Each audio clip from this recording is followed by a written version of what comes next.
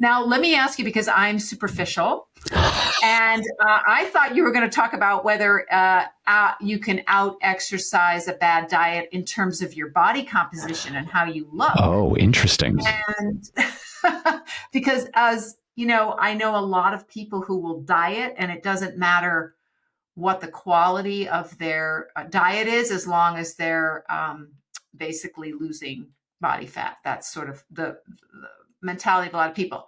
And I have a personal story in that when I was training for the Ironman triathlon, which meant that I was training, I don't know, sometimes towards the end, you know, the Ironman is a 2.5-mile swim, 112-mile bike, and a 26.2-mile run. So the training could get pretty intense.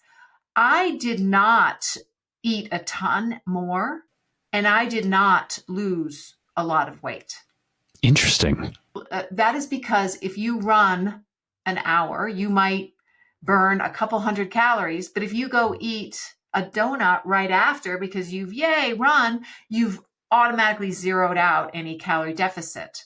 And when we exercise, we do get hungrier. We do eat it. We often have more hunger cravings because our body is needing more energy. So I think that's a myth that I do see that they start exercising and they think that that's okay for them to then start eating kind of junk and stuff that they really like. Yes. And dessert.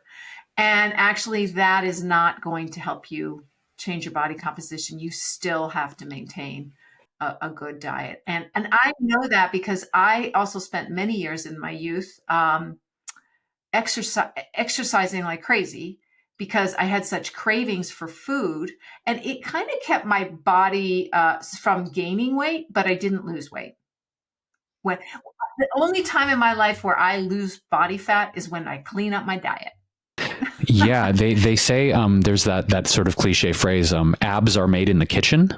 You know, I see that a lot with fitness coaches and fitness influencers, vegan or not, saying that, you know, it really starts with input. And I did actually find an article from CNN Health that talked about how you can look thin and still be unhealthy. I realize this might be a different question than what we're bringing up, but what it talks about is this idea that a regular gym goer could have little subcutaneous fat. That's the fat that's right under your skin that's easy to pinch. I'm actually pinching my love handles right now, but lots of visceral fat.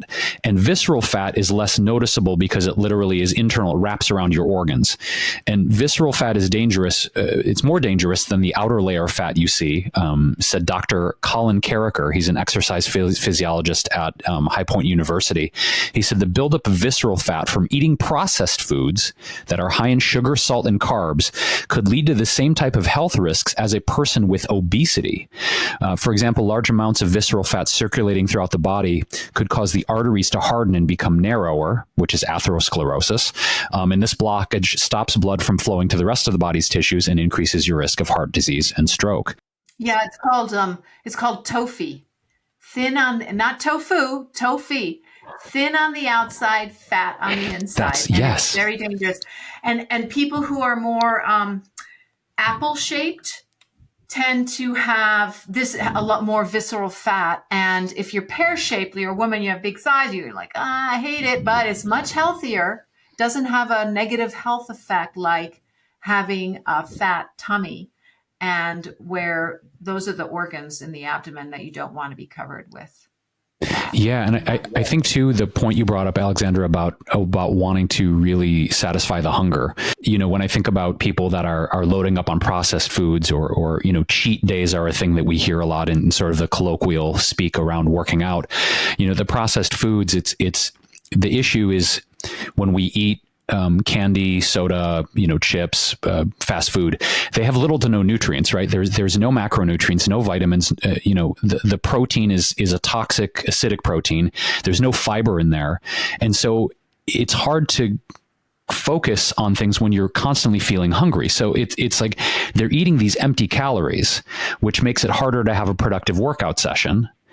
And then these fatty foods that have little macronutrients, they might give you a temporary boost of energy, but it's not enough to maintain a long, high intensity workout, right? So people end up feeling fatigued sooner.